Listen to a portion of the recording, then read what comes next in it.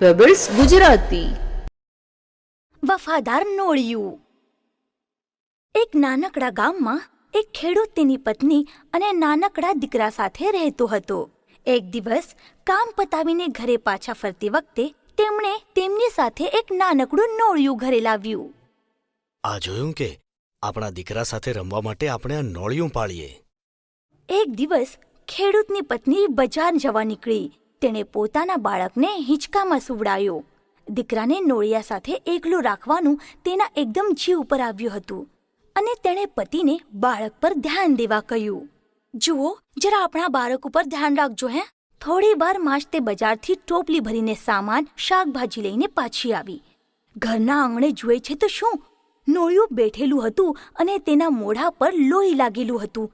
તે જોતા જ તે ભરાડી. અરે બાપરે, લોહી! તે મારા દીકરાને મારી નાખ્યો ને!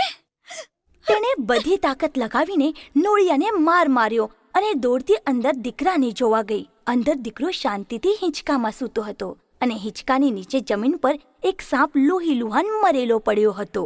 ત્યારે તેને સમજાયું કે નોળિયાએ સાપને મારીને દીકરાને બચાવ્યો હતો. તે નોળિયા પાસે દોડી.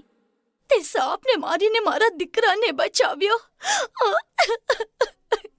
પણ નોળિયાને કંઈ સંભળાવ્યું નહીં, કારણ કે તે બિચારું તો મરી ગયું હતું અને ખેડૂતની પત્ની પશ્ચાતાપથી રડવા લાગી.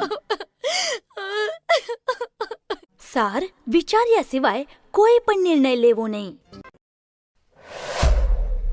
પેબલ્સ ગુજરાતી.